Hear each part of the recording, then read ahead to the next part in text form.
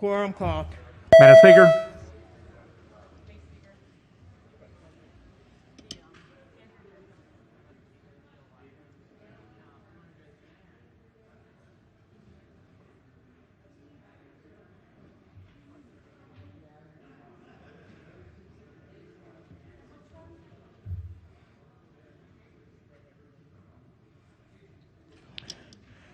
Clerk will take the call. There being 127 members present, the House is now in session. The clerk will read the journal from the previous day. Annapolis, Maryland, March the 3rd, 2021. Recognizing Majority Leader. Thank you, Madam Speaker. Move so much be considered the reading of the journal from the previous day. So ordered, petitions, memorials, and other papers. The protocol chair, who is in the annex.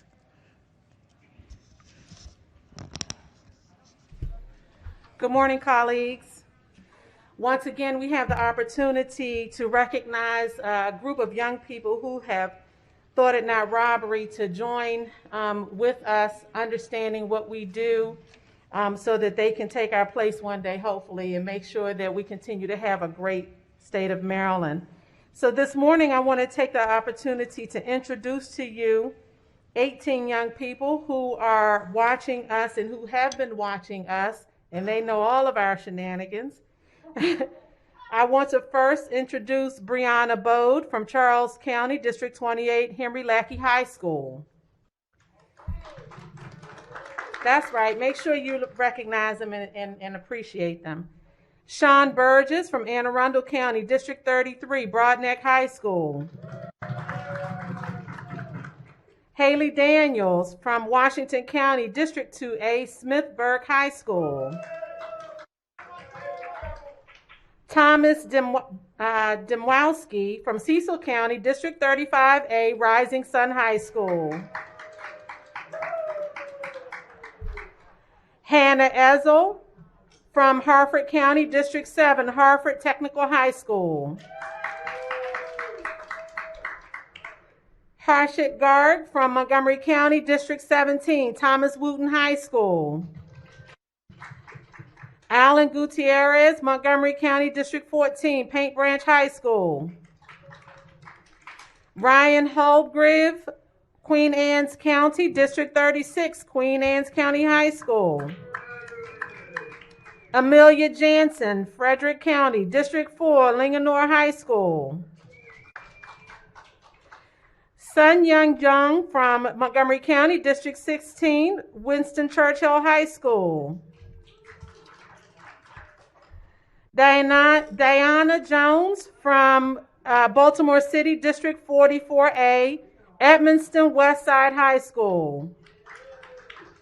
Jarrett Miller, Garrett County, District 1A, Southern Garrett High School. Adina Norwood, Prince George's County, District 28, Elizabeth Seton High School.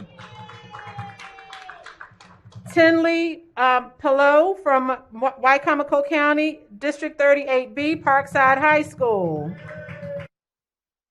Malachi Rice, Baltimore City, District 43, the Boys Latin School of Maryland. Come on, give them some love. Noah Rich, Baltimore County, District 43, Towson High School. Leila Robinson from Talbot County, District 37B, St. Peter and Paul High School. And William Swink, Allegheny County, District 1A, Fort Hill High School. Let's give them all a round of applause and let them know how proud we are of them. Thank you so much, Madam Speaker. Thank you. Report of the Committee on Economic Matters, report number 19. Clerk, read the bill. House Bill 12, alcoholic beverages, sale or delivery for off-premises consumption. Favorable amendments. Amendment number 1. Recognizing the subcommittee chair. Thank you, Madam Speaker. As amended, House Bill 12 authorizes restaurants, bars, taverns to sell and deliver certain alcoholic beverages for off-premise consumption for delivery as specified. A local licensing board may not charge an additional fee to an alcoholic beverage license holder for selling or delivering alcoholic beverages under this bill. Move so much to be considered the reading of the amendments. So ordered. Amendment number 1 is technical. Amendment number 2 requires delivery personnel to be at least 21 years old and have alcoholic awareness training. Amendment number 3 authorizes a local board to establish quantity limits for takeout or delivery and sunsets the bill after 2 years. Move the amendments. Question for the House is the adoption of the amendment. All in favor signify by saying aye. Opposed, no. The ayes have it. The amendment has been adopted. The question now is the adoption of the favorable report as amended. All in favor signify by saying aye. Opposed, no. The ayes have it. Favorable report is adopted. The gentleman from Calvert. Thank you, Madam Chair. And Floor Leader, good morning. How are you this morning? Quick question on this bill. How will this bill have any effect on out-of-state companies being able to deliver No, this to residents? No, this bill strictly deals with the districted area for where that license holder has the license. Okay, so it won't have any long-term effects on None out-of-state whatsoever. companies being None able whatsoever. to deliver. No. Okay, thank you. Is there any further debate? Hearing none, the bill is ordered printed for third reading. Report of the Committee on Ways and Means. Report number 18. Clerk will read the first bill. House Bill 72, County Boards of Education, Student Transportation, Vehicles. Favor the amendments. Amendment number 1.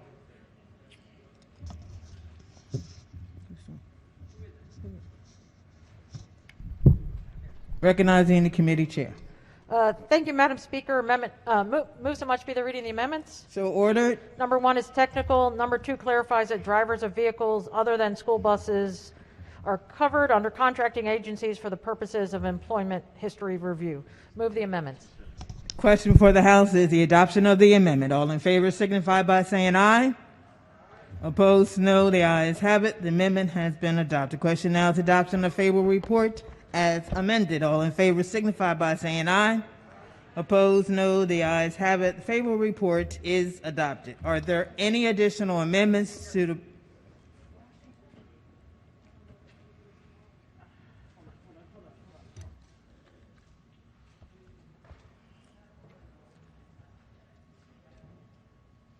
Madam Speaker. Recognizing Majority Leader. Madam Speaker, can I move to special order this bill to the end of the session today? Sure. The question for the House is special order HB 72 to the end of the calendar today. All in favor signify by saying aye. Opposed, no. The ayes have it. Bill has been special ordered. Clerk, read next bill. House Bill 278, Economic Development, Job Creation Tax Credit, Qualified Position. Favor the amendments. Amendment number 1. Madam Speaker. Recognizing the floor leader. Thank you, Madam Speaker. Move so much be considered the reading of the amendments. So ordered.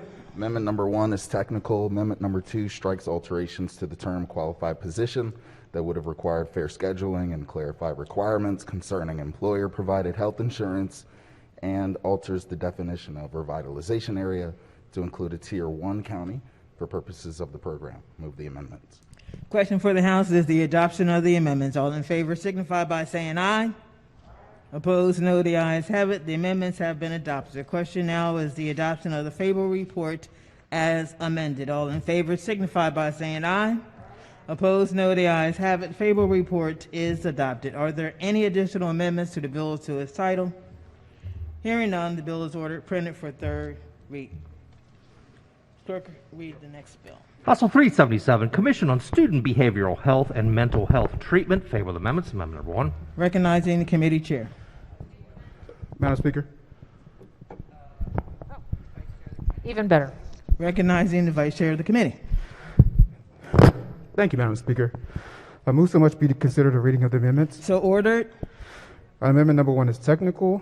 Amendment number 2 clarifies that drivers of vehicles other than school buses, excuse me, I had to run over here.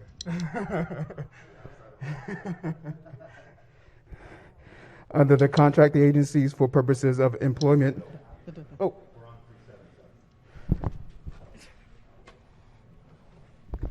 Thank you.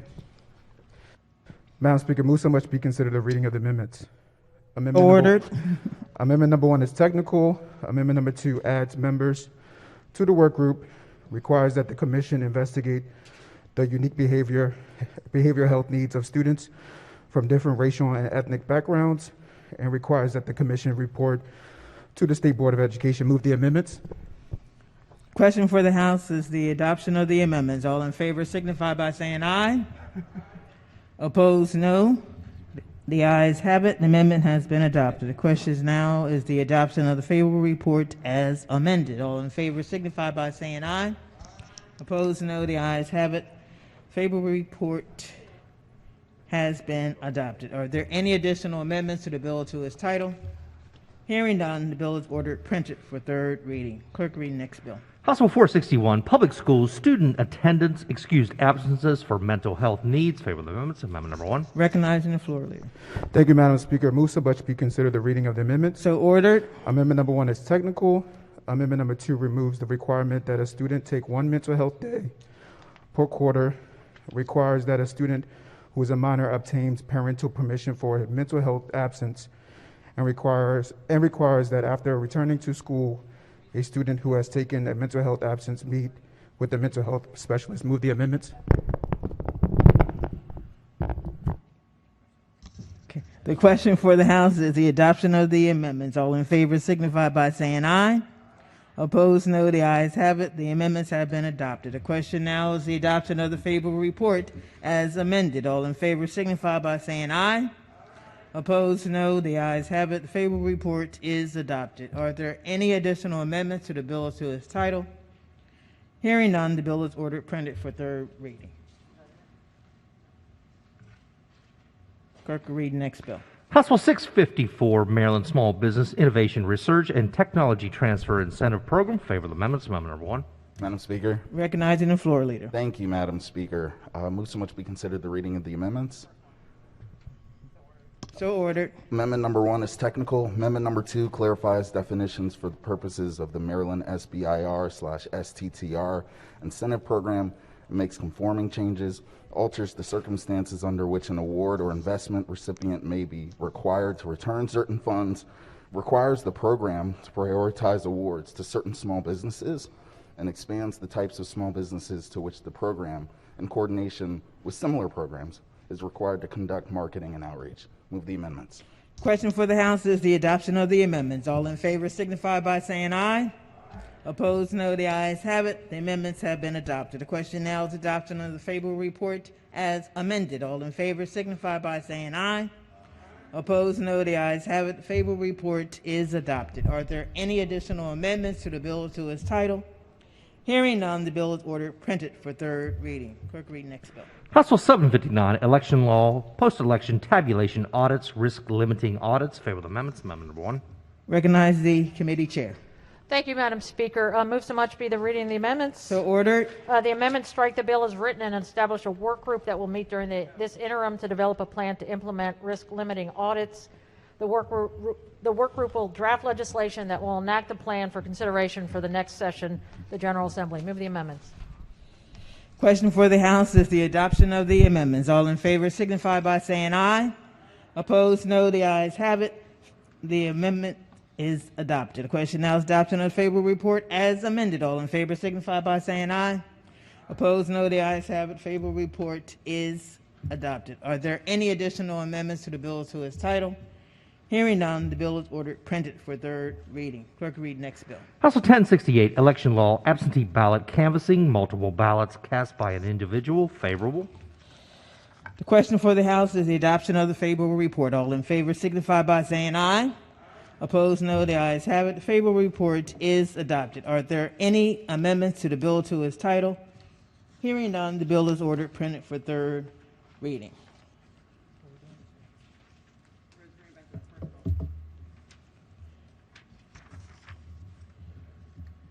special order.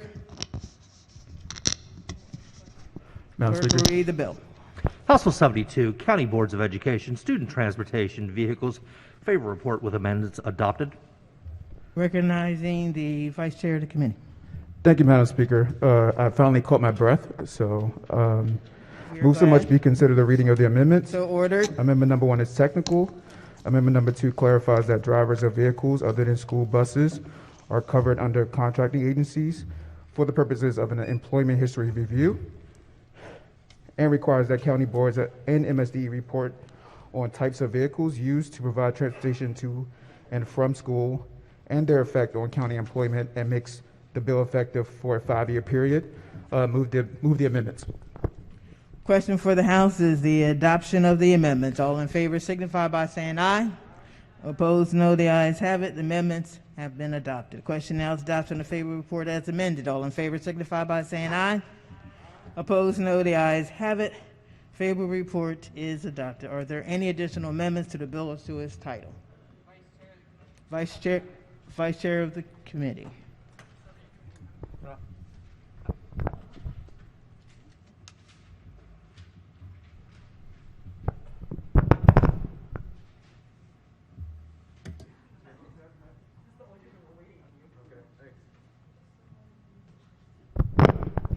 Madam Speaker. Vice Chair of the committee. Thank you, Madam Speaker. Technical issues here. Move so much be considered a reading of the amendment. So ordered. The amendment number is 8455661/1. Amendment number 1. Move so much be considered the reading of the amendment. So ordered. The amendment is clarifying language, Madam Speaker. Move the amendments. Question for the House is the adoption of the amendment. All in favor signify by saying aye.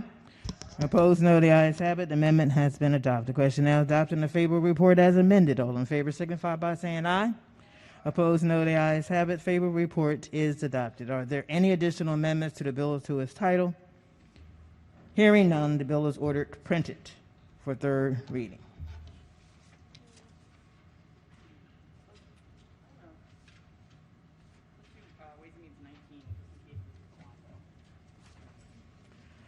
Report of the Committee on Ways and Means, report number 19. Clerk will read the first bill.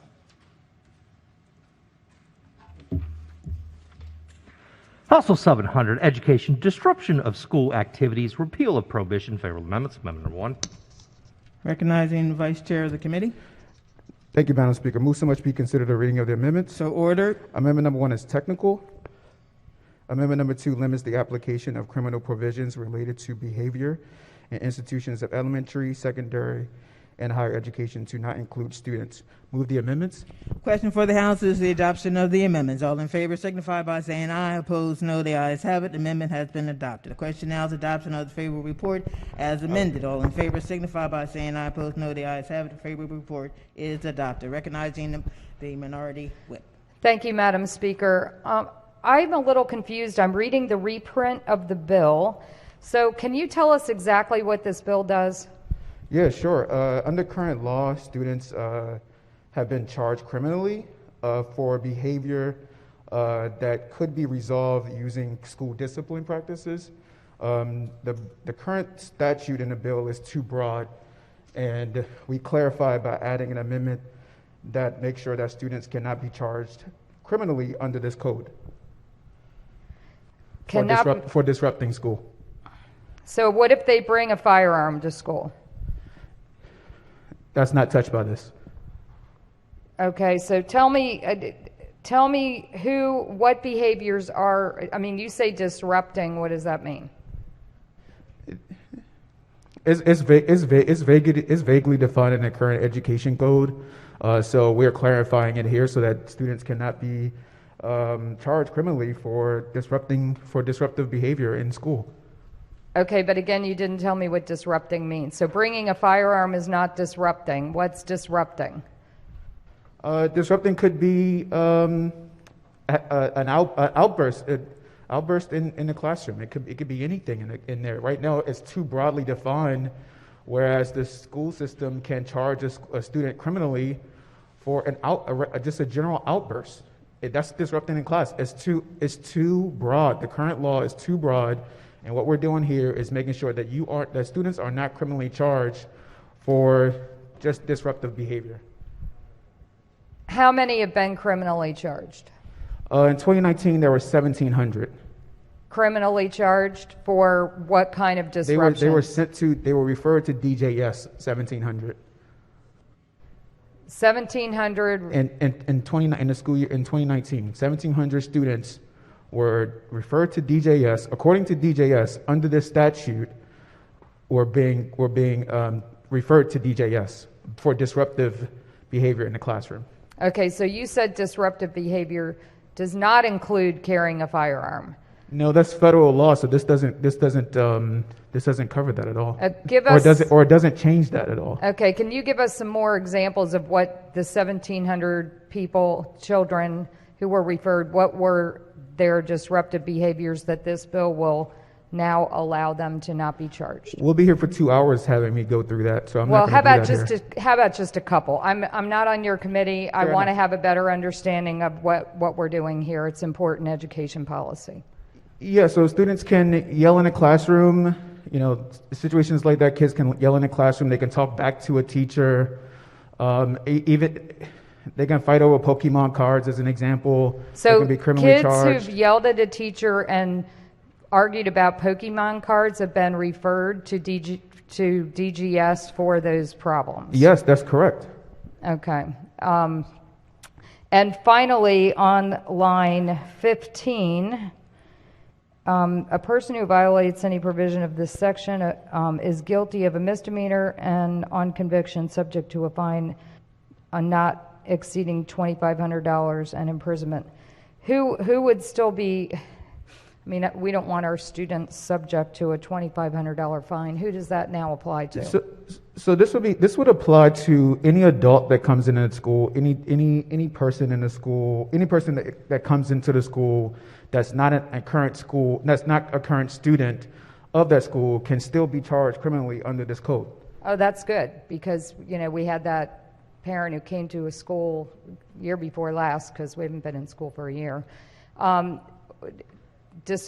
with a firearm. But as you said, that person would be charged criminally. Correct. So we're not excluding some of these more serious things like bringing a knife, bringing a gun to school. Any of those things we're not talking about them here in this bill. You're correct, Delegate. Okay, thank you. You're welcome. Is there any further debate? Hearing none.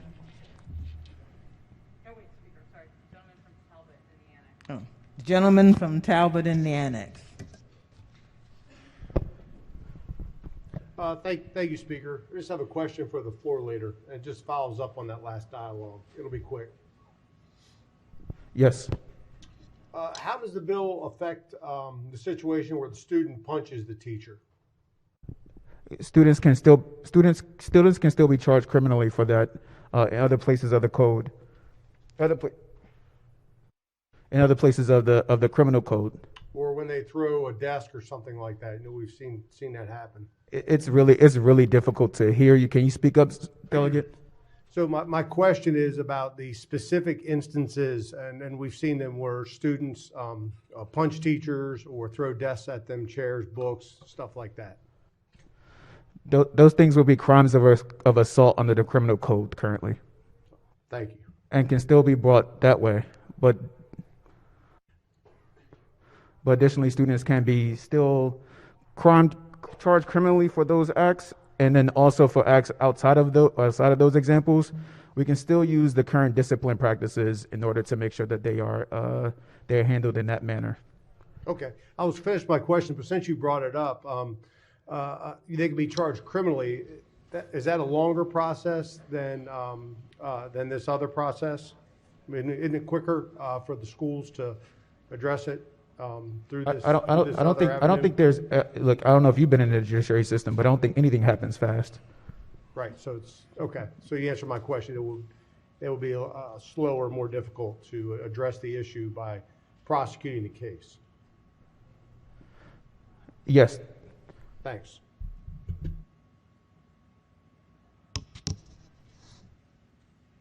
Is there any further debate? Hearing none, the bill is ordered printed for third reading. Clerk, read next bill. House Bill 745, Election Law, Early Voting Centers. Number required. Favor the amendments. Amendment number 1. Recognizing the subcommittee chair. Thank you so much, Madam Speaker. So much be considered the reading of the amendments. So ordered. The amendments list the factors that a local board of elections must consider when determining the location of an early voting center and makes technical and clarifying changes. I move the committee amendments. Question for the House is the adoption of the amendments. All in favor signify by saying aye. Opposed, no. The ayes have it. The amendments have been adopted. Question now is the adoption of the favorable report as amended. All in favor signify by saying aye. Opposed, no. The ayes have it. Favorable report is adopted. Are there any additional amendments to the bill as to its title? Hearing none, the bill is ordered printed for third reading.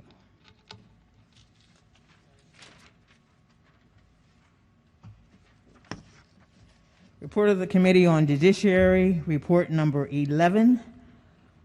Clerk will read the first bill. House Bill 646, Child Abuse and Neglect Memorandum of Understanding with Military Family Advocacy Program. Favorable. Question for the House is the adoption of the favorable report. All in favor signify by saying aye.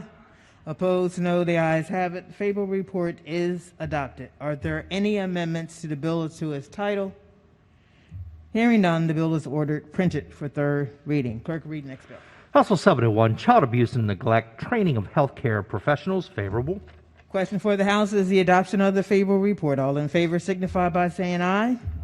Opposed, no. The ayes have it. The favorable report is adopted. Are there any amendments to the bill as to its title? Hearing none, the bill is ordered printed for third reading. Clerk, read next bill. House Bill 1266, Estates and Trust Wills Custodianship. Favorable. Question for the House is the adoption of the favorable report. All in favor signify by saying aye. Opposed, no. The ayes have it. Favorable report is adopted. Are there any amendments to the bill to its title? Hearing none, the bill is ordered printed for third reading. Report of the Committee on Ways and Means, report number 17. The clerk will read the bill. House Bill 884, Task Force on the Economic Future of Western Maryland, extension of report deadline and task force. Favorable. Question for the House is the adoption of the favorable report. All in favor signify by saying aye.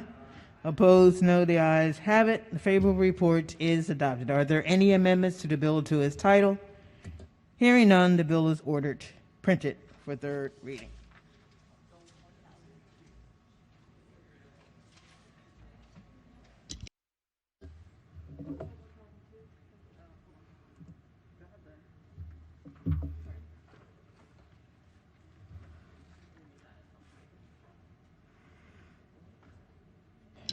Special order calendar number 47. The clerk will read the bill. House Bill 1002, Unemployment Insurance Revisions and Required Study. Favorable report is amended. Adopted. Recognizing the gentleman from Caroline County that's looking at his computer right now. Thank you, Madam Speaker. All of our questions have been answered. All righty. Are there any additional amendments to the bill to its title? Hearing none, the bill is ordered printed for third reading.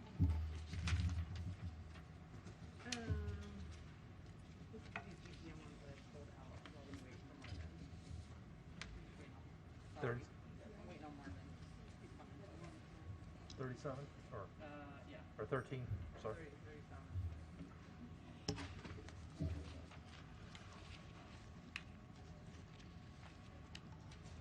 Report of the Committee on Economic Matters, consent calendar number 37. Clerk will read the first bill. House Bill 323, Queen Anne's County Alcoholic Beverages, repeal of place of worship prohibition. Favorable. Recognizing the chair of the committee. Who moves the reading of the first bill will be the reading of all bills on the calendar. So ordered. Question before the House is the adoption of the favorable reports. All in favor signify by saying aye. Opposed, no. The ayes have it. The favorable reports are adopted. All the bills on the report are ordered printed for third reading.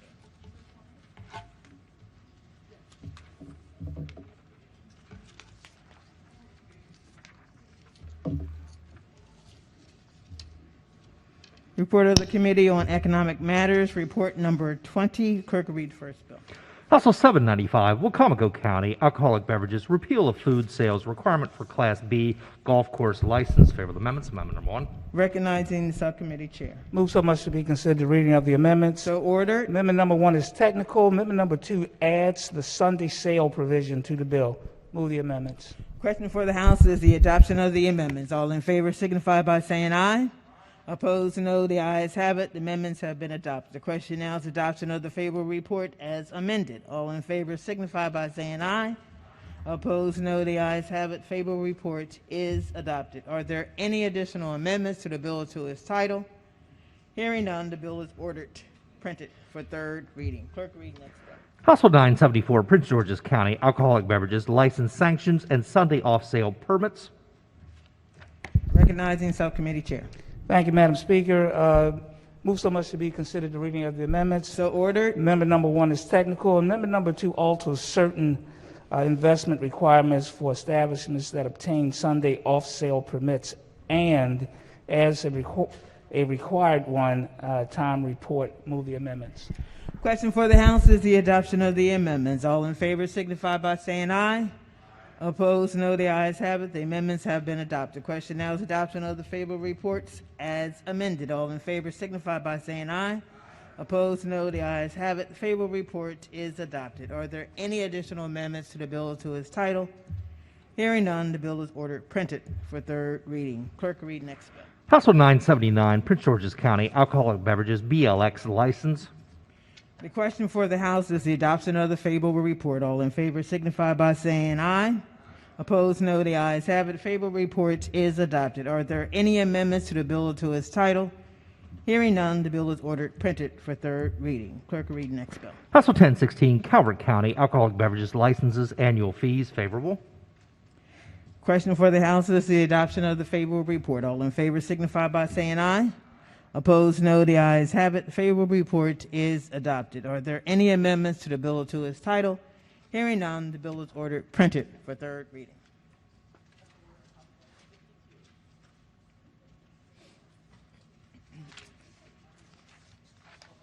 Special order calendar number 44. The clerk will read the first bill. House Bill 52, real property alterations in actions for repossession and establishment of eviction diversion program. Favorable report is amended, adopted. Recognizing the committee chair. Madam Speaker, my questions have been answered. However, I have an amendment at the desk. That's amendment number 122510. Amendment number 1. Move so much be considered the reading of the amendment. So ordered. It's a committee amendment. It alters language to require the Maryland Legal Services Corporation to compile a list of nonprofit legal services. Move the amendment. Question for the House is the adoption of the committee amendments. All in favor signify by saying aye. Opposed, no. The ayes have it. The amendments have been adopted. The question now is adoption of the favorable report as amended. All in favor signify by saying aye. Opposed, no. The ayes have it. Favorable report is adopted. Are there any additional amendments to the bill or to its title? Hearing none, the bill is ordered printed for third reading.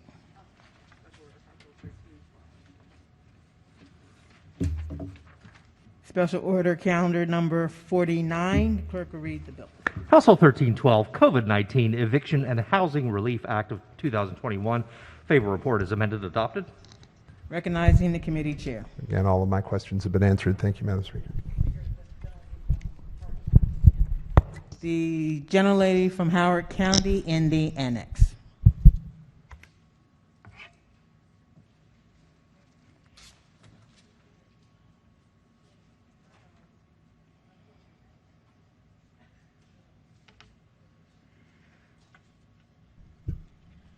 Thank you, Madam Speaker. Would the floor leader rise? I have a couple questions.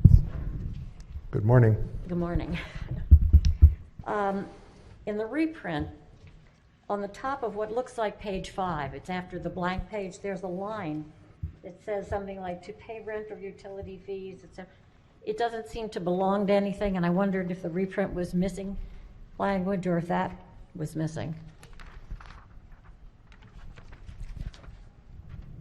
Could you say again what you're referring to? Pardon? I'm looking at page, are you looking at, which page are you looking at? The reprint has 1, 2, 3, 4. The 4th page is pretty blank. And then the 5th page, at the very top, there's one line that doesn't seem to go with anything else.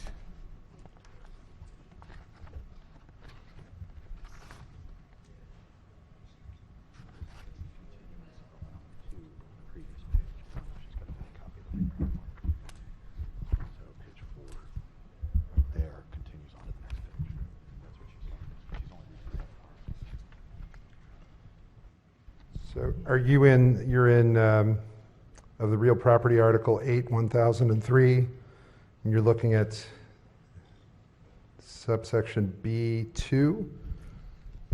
I'm not sure what it belongs to, and I just have the reference as far as the page goes from the reprint. It's difficult for me to figure out. You don't have the reprint? I have a reprint right here, yes. And one of the pages doesn't look essentially blank, the 4th one down?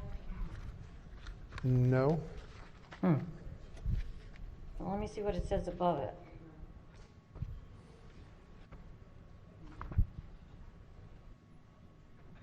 Yeah, it's B, and then there's 1, 2.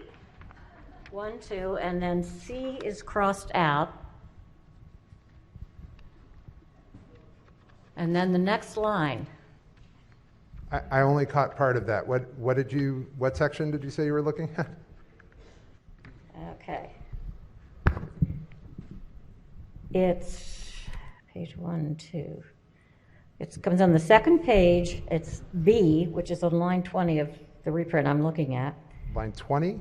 Well, that's where I'm starting to tell you where it is. And then there's a 1 and a 2, and then at the bottom, the last line of that page is 31, and it has C crossed out. And then the very next line that I'm showing says to pay rent or utility fees or will be homeless if the tenant is evicted. And I'm trying to determine how that Would the floor relates. leader yield for a moment? To the gentlelady, I think the reprint you're looking at is missing a section of what's on the reprint on the floor system. So the section you're missing is the section that's showing up on my floor system on page 4, and then there's this section subtitle 10 that it looks like you're missing most of on the reprint you have. So you're not seeing the previous part of that line. That's right. So if you... Oh, okay. Well, how did I get the other reprint? Yeah. Okay, no, I'm sorry. I misspoke. I just clicked on the reprint on my floor system, and it shows exactly what I was describing. Well, if I'm missing something, I'd like to see it, but let me ask my second question, which is more substantive.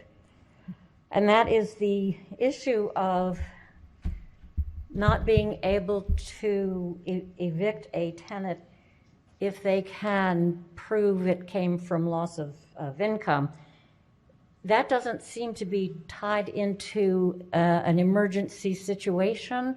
So does that apply to any tenant anytime? If you're referring to the substantial loss of income, what the bill as amended does is it basically codifies the emergency declaration and the affirmative defense that the governor put into his emergency order. And so as part of that, one of the things that you're able to do is there's an affirmative defense that allows a tenant to say that if they have had a substantial loss of income, they can raise that as an affirmative defense. Okay, maybe during the catastrophic emergency, or in certain cases in the months immediately after the emergency. Maybe it's because I'm missing the prior section, because on mine it doesn't have anything relating to the emergency. So Be nice to be able to see that. And the other question with that section is it only if you want to evict someone, or if someone is, their lease is over and you want them to go because you want to go back into your house, say? This doesn't have anything to do with the holding over issue. This has to do only if they're being evicted during a catastrophic health emergency. Okay, that's good.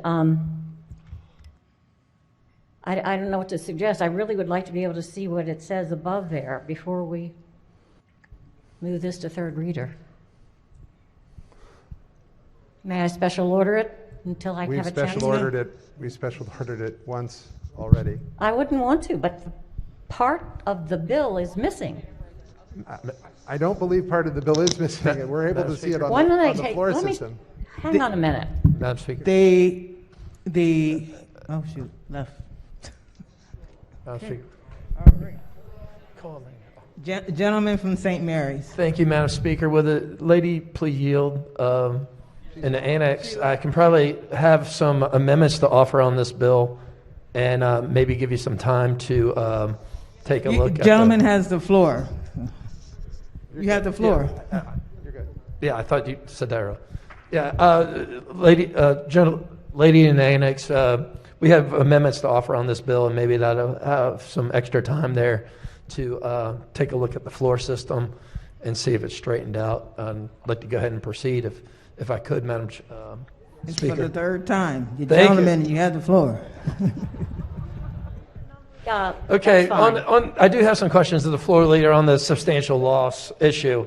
So page 4 of the bill, the reprint that I'm looking at, it talks about substantial loss of income, meaning substantial loss resulting from a catastrophic health emergency, including substantial loss due to loss of jobs, reduction in compensated hours, closure of a place of employment, or the need to miss work or care for a homebound school-aged child. Can you tell me the definition of substantial loss of income? The definition of substantial loss of income is as you just read it in the bill, and there's a reason why that there's not, and I think what you're referring to is a hard and fast number and saying my income went down 10%, my income went down 50%. And that's largely because for somebody who maybe was earning $10,000 a year or a lower amount of money a year, 10% loss of income could be absolutely catastrophic, where somebody who makes $100,000 a year, 10% might not be that catastrophic. I mean, I kind of understand that rationale, but isn't the safety net, in case you lose your job or you lose your like a substantial loss of income, isn't that like why we pay unemployment insurance? I mean, that's one of the reasons why we pay unemployment insurance. Sure. So if you're receiving an unemployment benefit, why would you qualify under this bill for really an exemption in paying rent? Well, the judge would have to look at the evidence that's provided. And again, this was provided in the governor's executive order and emergency order related to the pandemic. The person, if they were being evicted, would be able to come to court and present evidence that they had a substantial loss of income. And one of the things that they'd look at is, okay, are you getting unemployment insurance? Did that make up some part of the difference? They have to demonstrate, again, that there is that substantive loss of income. Okay. I believe that answers my question on that. I do have an amendment at the desk dealing with another portion of the bill. It's Amendment 933-629/1. Amendment number 1. Thank you. So be considered reading an amendment? So ordered. What this amendment does, if you go down on page 4 a little bit further, it deletes paragraph 3, talking about the consecutive days a tenant may rise as a substantial loss of income. The bill in paragraph 2 talks about a time frame from 60 to 79 days and 3 months after the catastrophic health event. You can use this as an excuse to, not pay rent. Deleting paragraph 3, paragraph 3 speaks of above 180 days and then up to another 6 months after that.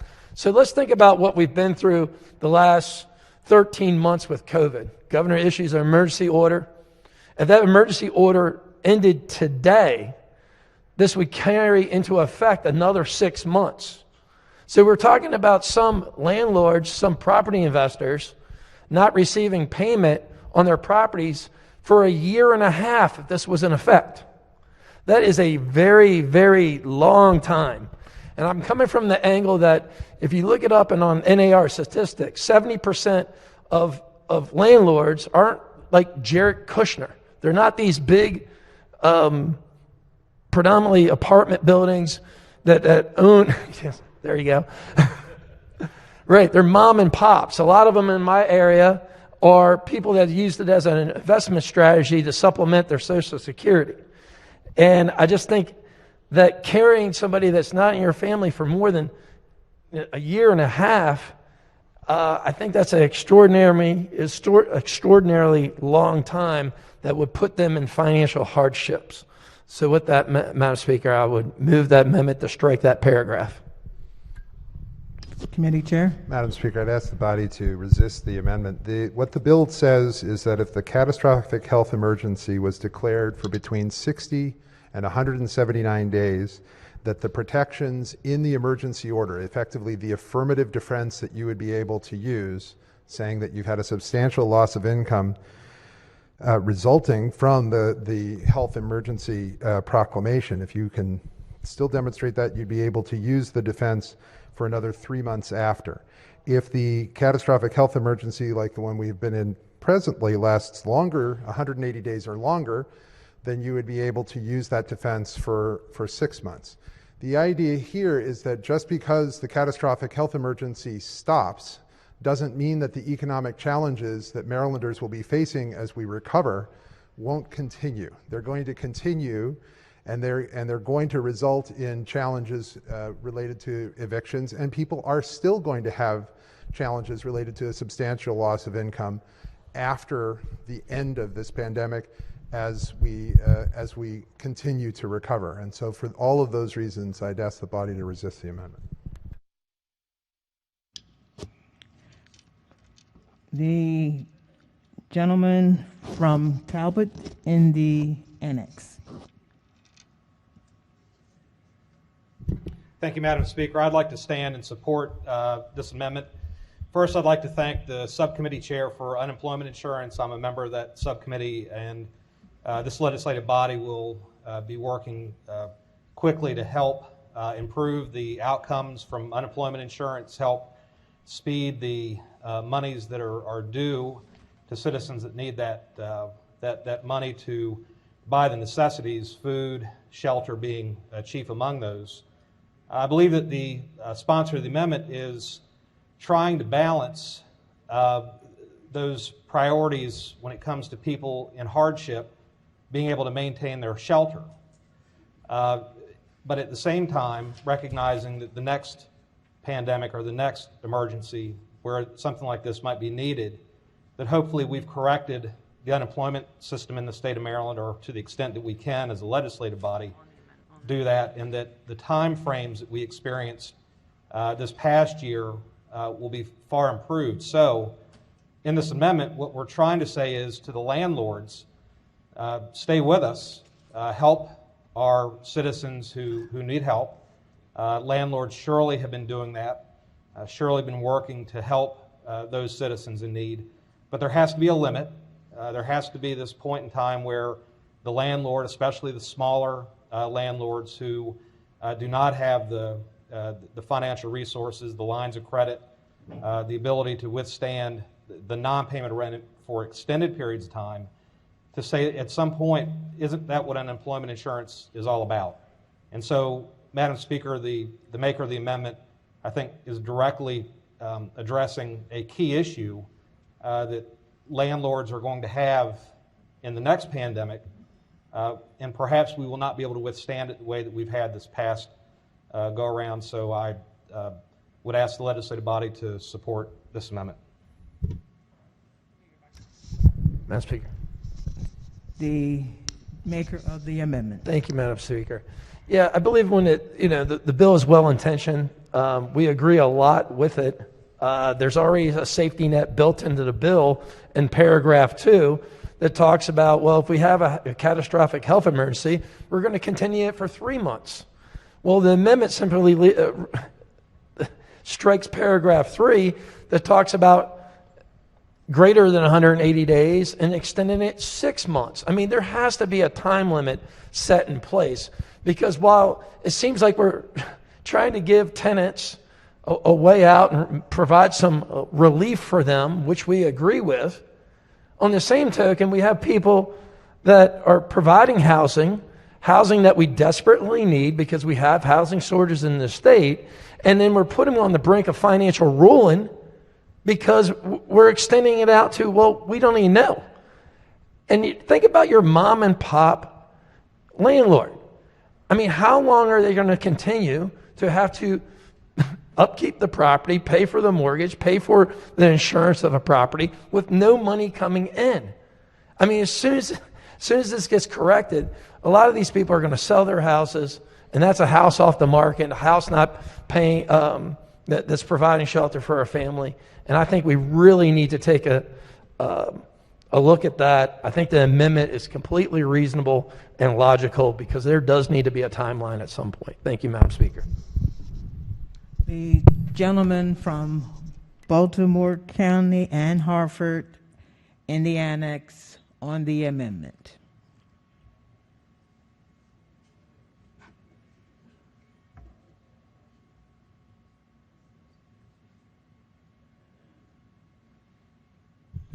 Thank you, Madam Speaker.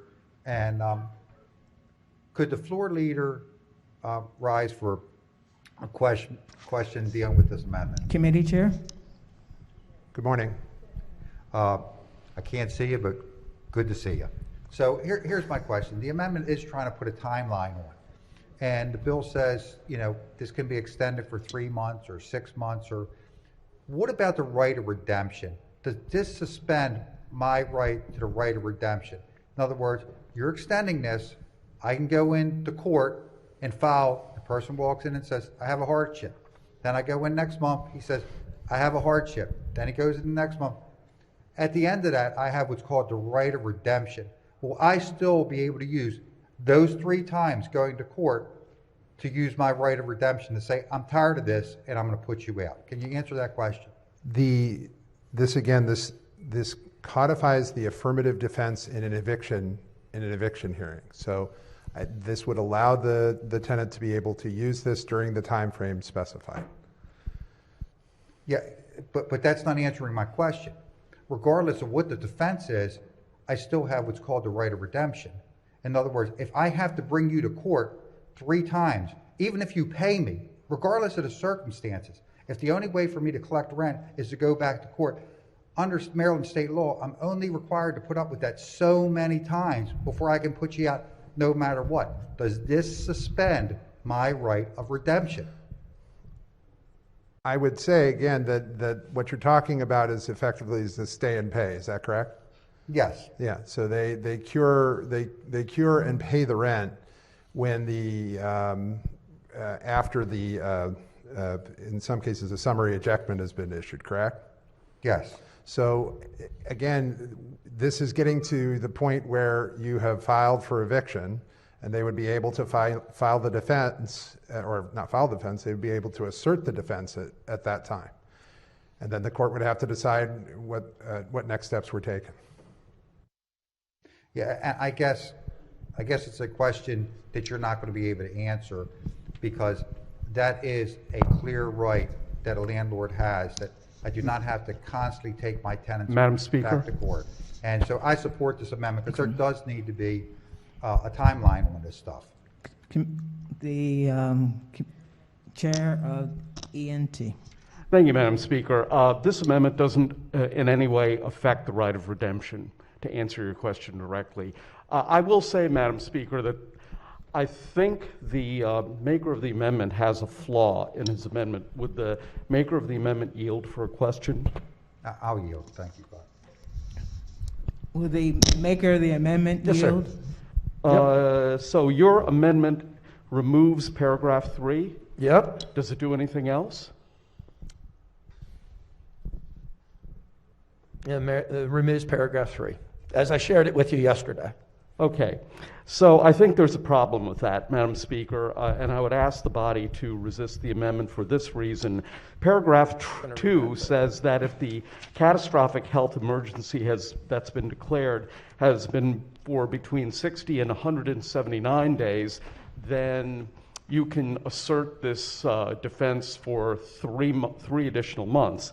Unfortunately, if you get rid of paragraph 3 without altering paragraph 2, if the catastrophic health emergency is for 180 days, I think that the 3-month period for asserting this affirmative defense would go away. So what would end up happening under this amendment is that if the catastrophic health event is for 179 days, the affirmative defense would last for 3 months, but if it's for 180 days, the affirmative defense would disappear immediately. And so for that reason, I believe the amendment is flawed and ought to be resisted.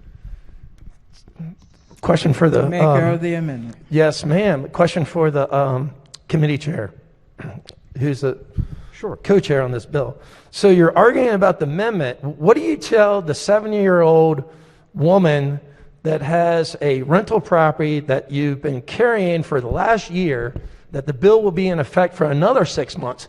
What are you going to tell them that we put this bill into effect, but you don't like the amendment because there's a typo?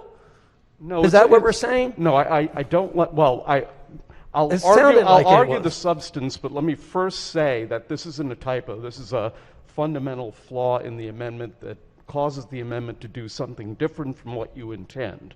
But on the substance of the issue, look, the person who is asking to not be evicted in the 4th month would still have to provide proof that they have a substantial loss of income. They just can't willy-nilly say, oh, it's been 4 months. So, I suppose what I would say to a property owner, regardless of whether they were large or small, I would say that, the legislature has made a decision to grant this limited defense in court because of a catastrophic health emergency. And look, a line has to be drawn someplace.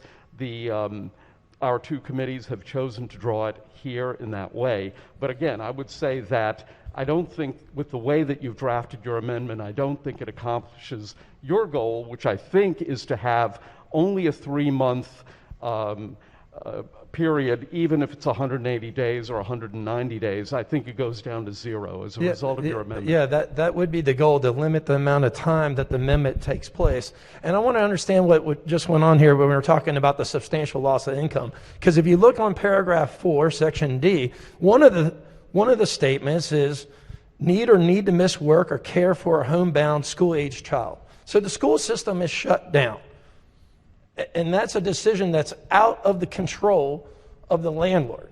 But yet, we're asking them to have a financial responsibility, an impact on decisions made for others. And what we're asking for, the amount of time that takes place is shorter. I mean, that seems pretty reasonable. In the bill, it says under 180 days, it should be 3 months. Above that should be another 3 months. If it's longer than that, I just feel that's just too long of a period of time. We're doing undue harmship to these people that do, majority of landlords are actually really, really good people that provide housing for others that are desperately needed. And I think we're setting them down a path of financial ruin with this. Thank you, Madam Speaker. Is the gentleman still pressing your amendment? Yeah, I'd like to move the amendment. Roll call. On the amendment, all in favor signify by saying aye. Aye. Oppose? Roll call, Madam Speaker. Roll call. Madam Speaker?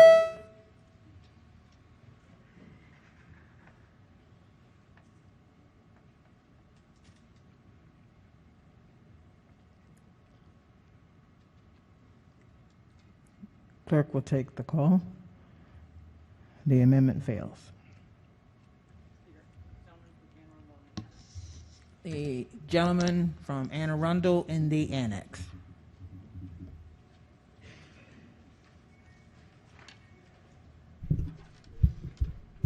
Thank you, Madam Speaker. Will the floor leader please rise for a quick question?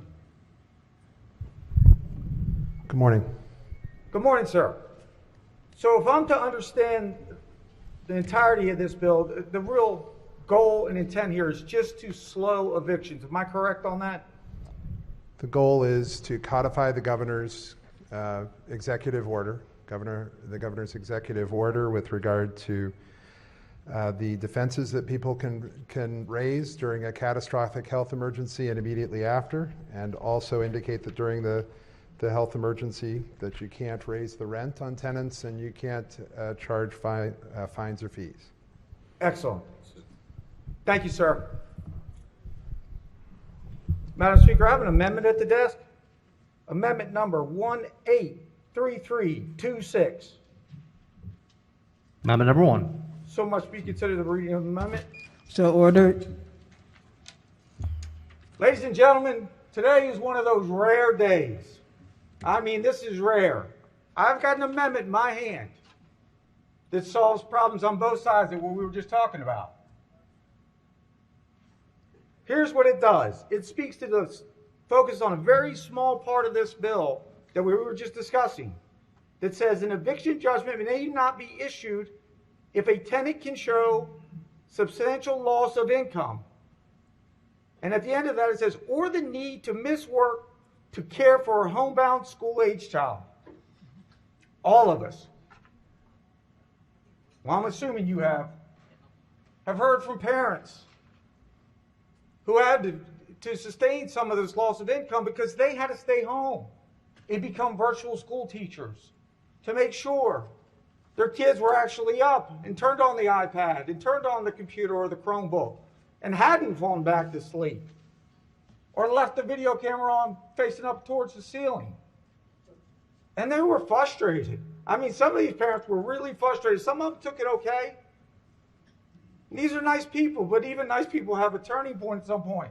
And I felt terrible for them. They were so frustrated that I almost considered calling the unemployment insurance line for them and waiting on hold for them just to take some of their burden away. So when I saw this in the bill, I agreed. Some of these people had a real loss of substantial income because they were forced to stay home. So I thought to myself, how can I really add something substantial and positive to both sides of this equation? Let's be honest, when the tenant entered into this lease, they did it knowing they had a certain amount of income. And now, because of something completely out of their control, it was gone, and financial burdens were put on their shoulders. And when the landlord entered into this lease, they too never expected any of this. But they were harmed as well in all of this. So we have essentially two innocent people involved in this bill. This bill seeks to solve the problem for one of them. I just wanted to see if we could solve it for both of them. So here's what I did. I went back and looked and said, some of these parents should be compensated.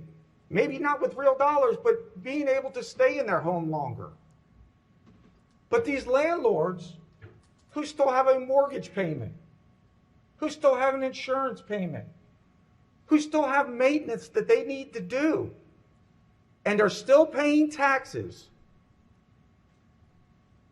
which a large proportion goes to the education fund for the children that are now being taught virtually, but by the overseeing of their parent that has lost all this income. So here's what this amendment does. It offers a tax credit and a refund to the landlords who have tenants that experienced this real problem of loss of income because they had to stay home. And this tax credit is applied in the year that they had the loss. And I think it's going to have it's going to have the result of maybe some better relationships between these tenants and the landlords, because the tenant's not going to feel like the landlord's going to try to push me out any day now. But this tax credit can help the landlord get through some of these times of not getting any income at all. He's never going to be made whole, he or she, but this will help. It'll buy everybody some time, and it's necessary. So, colleagues, ladies and gentlemen, there is nothing tricky in this bill. This amendment.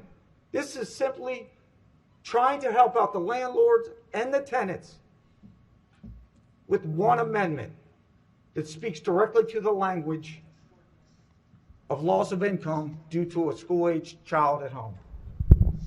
Madam Speaker. Recognizing the Majority Leader. Thank you, Madam Speaker. I appreciate the gentleman's intent here and the goal of this. I will say, first of all, in these conversations about landlords, small landlords in particular, that we have, on a bipartisan basis in this state, tried to do what we can to support them. The $70 million of rental relief that the governor dedicated in November, the $400 million of rental relief that's coming, help those small landlords, the $7.25 billion of PPP in the state, which is targeted at small business, help many of those landlords. And so I appreciate the gentleman is trying to help folks. I will say that I would ask the body to resist the amendment. I don't think this amendment is the way to do it, and for a very simple reason. This could be significantly expensive, but we don't know how expensive it is. And I think it would be fiscally irresponsible to add a floor amendment, sight unseen, with no clue of what the fiscal impact to the state would be. So, the gentleman, I think, has expressed a concern that I think is one we should consider, but I would suggest that this effort might be better placed in a separate piece of legislation. I'd ask the body to resist the amendment. Madam Speaker. The maker of the amendment. Thank you, Madam Speaker, and thank you, Mr. Majority Leader. And you did bring up a great point. Nobody knows how much this is going to cost, because nobody knows how much money these landlords are going to lose. In the last conversation on the last amendment, it could be a year without receiving anything. Yet the taxes don't stop. The mortgages don't stop. The insurance doesn't stop. The maintenance does not stop. And if we start to have massive bankruptcies, or some of these landlords start to decide to just give up and sell their homes, or stop this process of being a landlord altogether, well, that hurts everybody, because that then starts to depress the amount of inventory. So every property then becomes more expensive. And if we do have a goal of more affordable housing, this does the opposite. This doesn't hurt a single tenant, which was the goal of the bill. But it does also help the landlords who are trying to survive. So for that reason, Madam Speaker, I push the amendment. Recognizing the Minority Whip. Thank you, Madam Speaker. I rise to support this amendment. It is a shame that we don't know how much it's going to cost. I appreciate that honesty from the Majority Leader. But we are asking property owners to bear this expense. By rejecting this amendment, we're actually acknowledging this is a lot of money, and the government's passing laws to shift the financial burden to the property owners. Like Mark and Debbie, who called me last month. They're getting ready to retire. They have 5 properties. They don't have a pension. They aren't public employees. They've worked hard their entire careers, and this is part of their retirement, are these properties. They are currently $24,000 in arrears with their mortgage payments. They have 3 of their tenants that won't answer the door, that won't work with them to try to get rental assistance for the people living in their properties. They were in tears when they called me. Kathy, we don't know what we're going to do. We have to help these people. I can't tell you how many of these small mom and pop property owners who've called me and I know they've called you. And the government, it is immoral for the government to shift the financial burden away to small property owners like these folks. We're not talking about the big apartment building owners that you can say, have plenty of money. I would say that's probably not true. But there are thousands of small property owners like the ones calling my office and your office that are saying this is immoral and unjust to transfer the financial burden from the pandemic, no fault of ours, no fault of theirs, no fault of the tenants, but we are making a policy decision that they cannot be evicted, and we are asking the private property owner to bear the financial burden. This won't solve it, but it's a good start. I urge a green vote on this. The gentleman from Talbot in the annex.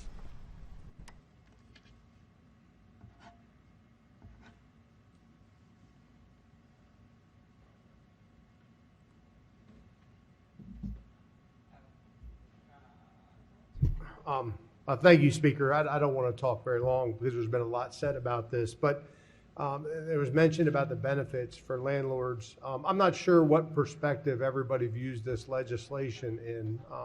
I know mine's probably unique. Our district is very different than the majority of this body. We're very rural. The landlords it's been a horrific experience for them. The benefits that were mentioned, a lot of them that I tried to help and work with, were not able to get a lot of help. They're looking at what we're doing here in Annapolis and looking towards the future. And people are making decisions, big decisions. We're still in a COVID crisis, right? I mean, this is not, what's going on here in Annapolis, I don't think is reflective of still what's happening back home. And the decisions that are being made will play out over the next year or two.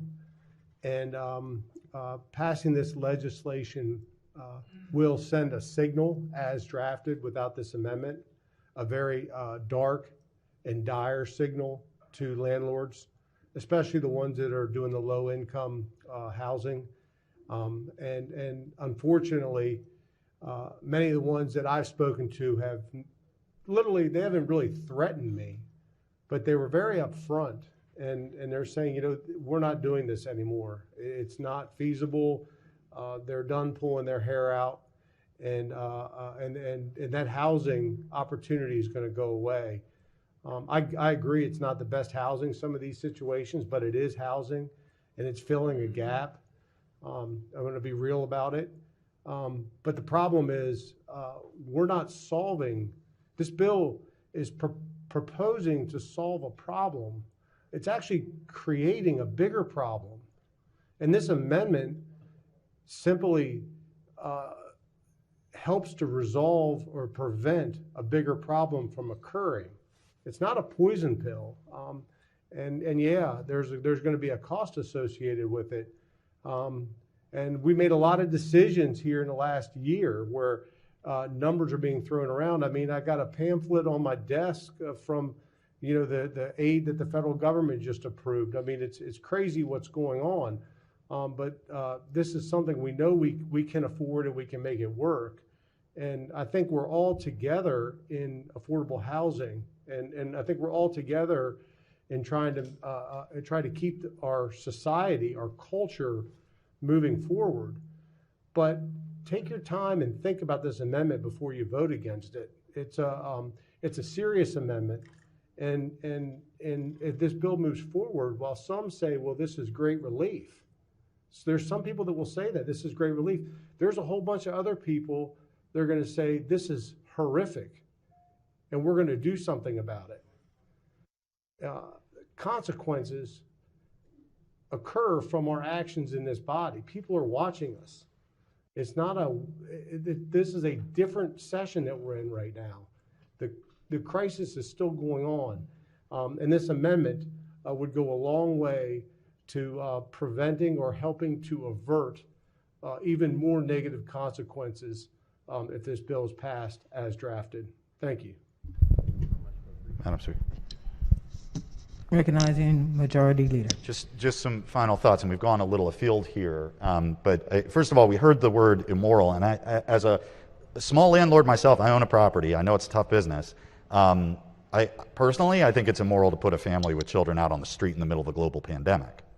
I think that's the larger issue raised by this bill. Now, it's more complicated than that. Of course it is. But if your concern is for the small landlord and providing them with assistance, this is not the way to do it. This is on your taxes. You pay your taxes every 12 months, right? If you're a small landlord struggling in July, the promise of money next April ain't going to help you. It's not going to help you. If the concern is that the billions, literally billions of dollars we've put in to try to support small businesses for this have not been getting to small landlords, okay, let's have that conversation. Everybody's open to that conversation. But this amendment is simply not the way to address the concerns that have been raised. And again, I ask the body for a red vote on the amendment. The other gentleman from Talbot in the annex.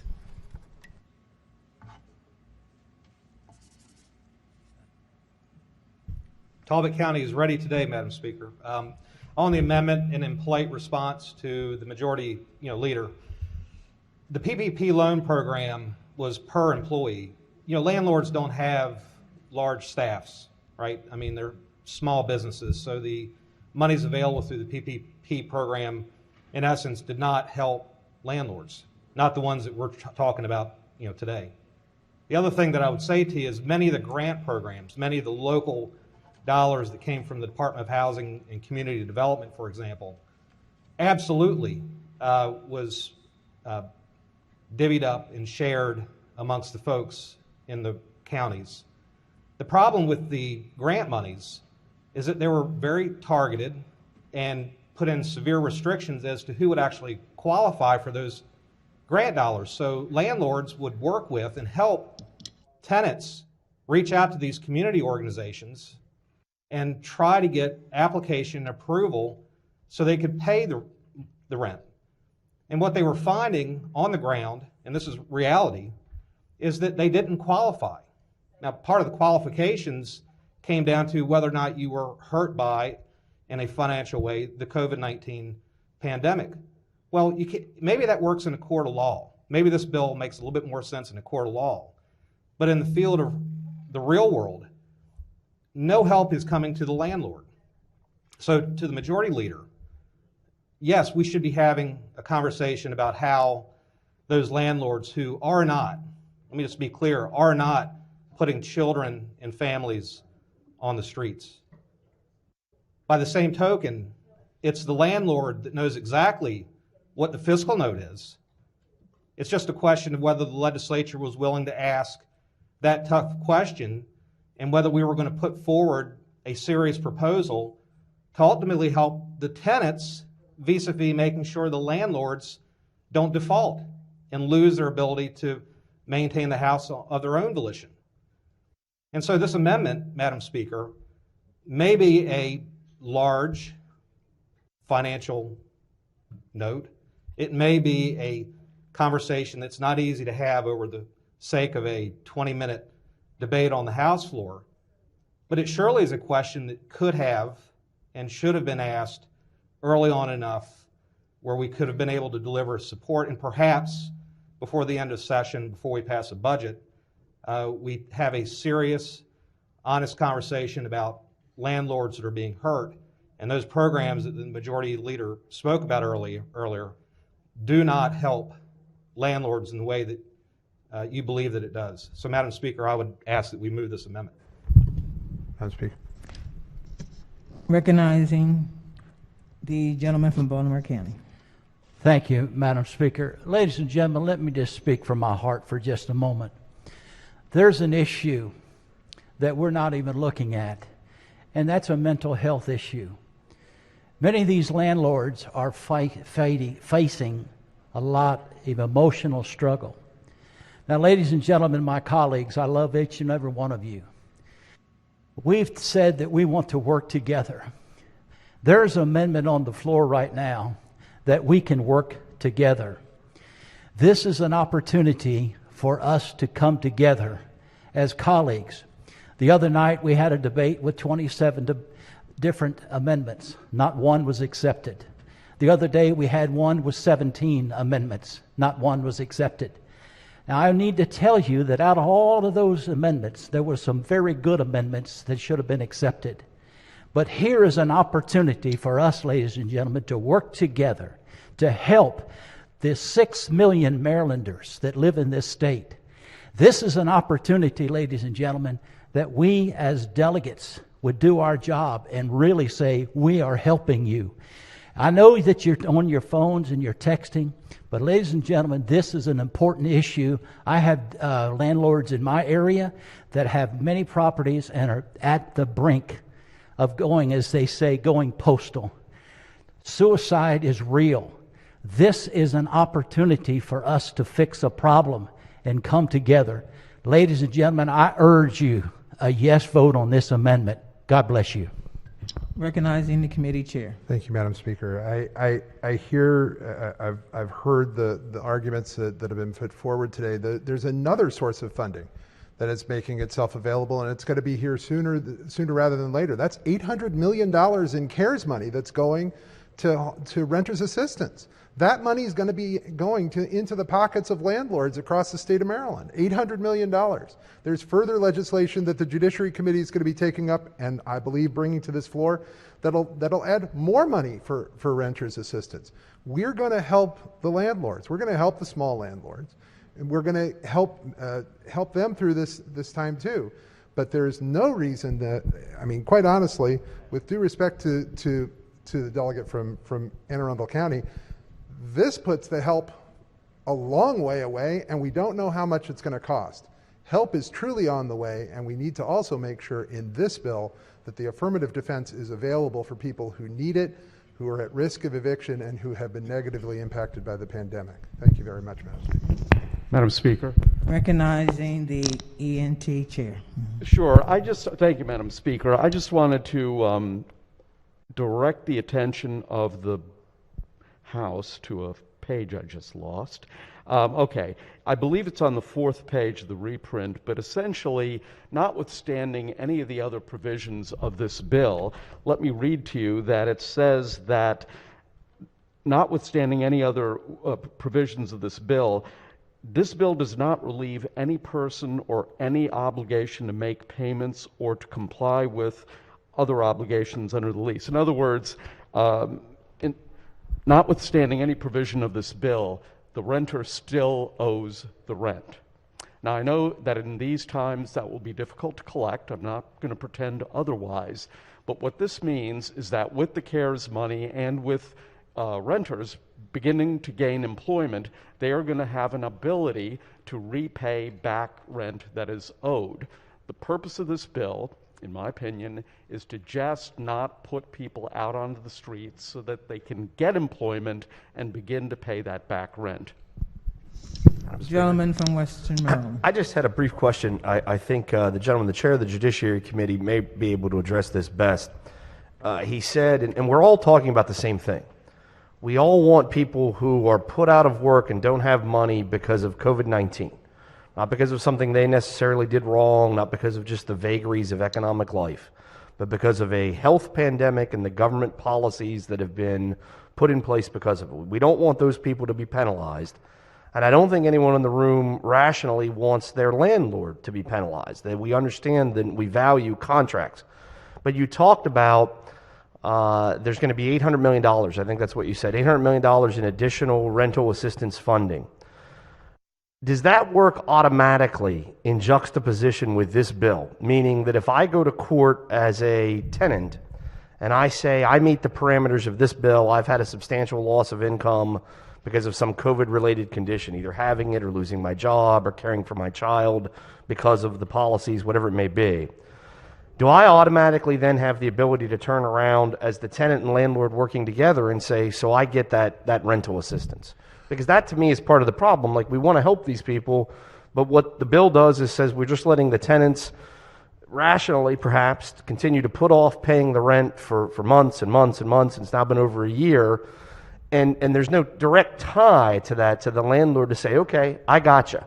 You've got a legitimate defense under the law and under the facts and under our compassion as human beings. You shouldn't be penalized, neither should I. I should be able to walk out and immediately access that rental assistance funding. But doesn't seem to be what's happening. Can you explain or speak to that in any way? I can't speak exactly to the DHCD process, but what I will say is that they can, and to some extent, you could argue that it makes it that the fact that we've got $800 million that's already in, and I was informed there's another $400 million coming into the state on top of that for renters assistance. That's a lot of money. That's a lot of money. That's a lot of money, and the landlords are going to be able to get that assistance from DHCD, and what I would certainly hope is they be able to get that assistance before they even get to court in the first place. It's even better in this process if they get that renter's assistance, so that we don't even have to worry about somebody filing an affirmative defense in these cases.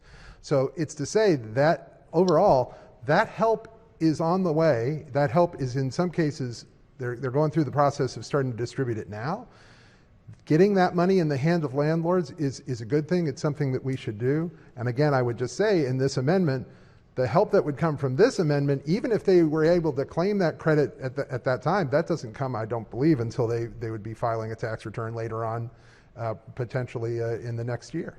So my hope is that getting rental assistance is helpful to lower the number of evictions in the first place. So that's fantastic. But this needs to be there too, to make sure that people can get on their feet after this pandemic. Thank you, Mr. Chairman. I just briefly say, Madam Speaker, I think what we all need to recognize, we have this patchwork, this quilt of all of these programs. We have more money flowing through the system probably than any time in any of our lives. And we have all of the programs and all of the money and all of the bureaucrats, but something fundamentally is not working because we continue to have the problems. I think what the good gentleman from Anne Arundel County's amendment does, and I think both the majority leader and the chair of judiciary is correct. It's not a panacea. It's not a silver bullet. The landlord will still have to wait and claim the credit through a different process and perhaps an untimely process. But it's a safety net. It's a catch-all. So another form, another program that these landlords that are suffering, the small landlords, at least may have some hope. And I think in that spirit, we should support the amendment and recognize that all of these programs obviously aren't working correctly, or else we wouldn't be here talking about it. And this is just another well-thought-out, good faith, and well-intentioned option to help these folks. Thank you, Madam Speaker. Gentleman from Prince George's. Thank you, Madam Speaker. Colleagues, I'm one of the members who is on the Eviction Prevention Advisory Work Group. I'm on there with two of our other colleagues from across the state. And I think the amendment is well intended, but I'll tell you, we don't have to do everything through one bill. The other colleagues, and they may hop up if they so choose, who are on the work group will tell you that we have worked for the last, I want to say almost month, with DHCD to make sure that as we are providing resources to make sure that people aren't evicted, that we give relief to renters and to landlords, that we make sure that a significant portion of these resources are given to small landlords. When we first started this conversation, it seemed like DHCD was very focused on the large multifamily properties, the apartment complexes and the like. And it was a bipartisan message from Dems and Republicans, and my colleagues can stand up if they need to say that we need to make sure the small landlords are taken care of, and DHCD have made those changes. I'm asking you guys to trust the process. I'm asking you guys to trust your other colleagues, not just in the committee, but those of us in the work group that made sure that the original $400 million was going to go to small landlords as well. And by that, I mean people who have 1 to 7 or 8 properties that they're renting out. We made sure in the conversations with them that those same things that we're working on extends to the next round of $400 million that is coming down thanks to the passage of the $1.9 trillion package earlier this week. So I ask you guys to reject the amendment. I'm happy to talk to whoever about what we're working in this other work group and the money and how it's going to be dispensed. But I don't think we need to put it in this bill that would delay the money ultimately getting there. Thank you. On the amendment, all in favor signify by saying aye. Opposed? Roll call, Madam Speaker. Roll call. Madam Speaker?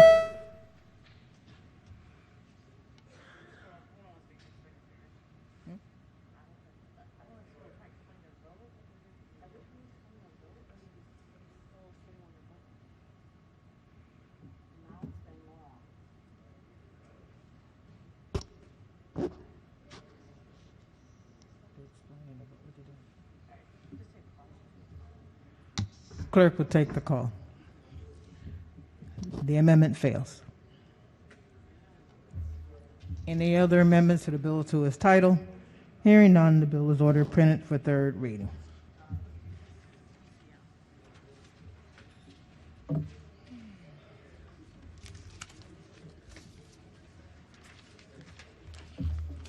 Report of the Committee on Economic Matters, report number 14.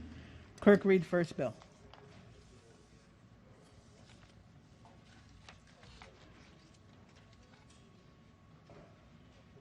$14.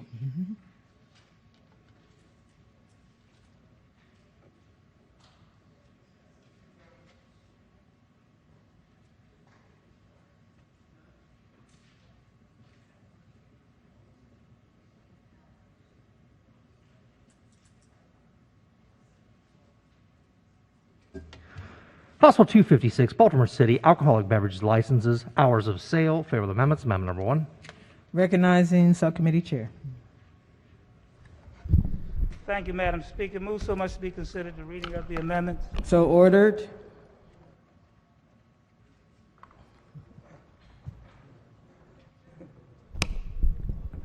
Amendment number 1 clarifies the location of a certain license holder is located on the south side of a particular street. Move the amendment. Question for the House is the adoption of the amendment. All in favor signify by saying aye. Opposed, no. The ayes have it. The amendment is adopted. The question now is adoption of the favorable report as amended. All in favor signify by saying aye. Opposed, no. The ayes have it. Favorable report is adopted. Are there any additional amendments to the bill to its title? Hearing none, the bill is ordered printed for third reading. Clerk, read next bill. House Bill 312, Harford County alcoholic beverages assisted living program license. Favor of the amendments. Amendment number 1. Recognize the Subcommittee Chair. 312. It's 312.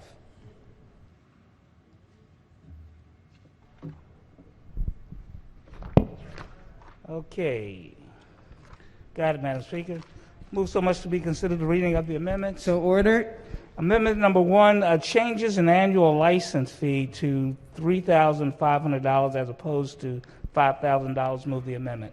Question for the House is the adoption of the amendment. All in favor signify by saying aye. Opposed, no. The ayes have it. The amendment has been adopted. The question now is adoption of the favorable report as amended. All in favor signify by saying aye.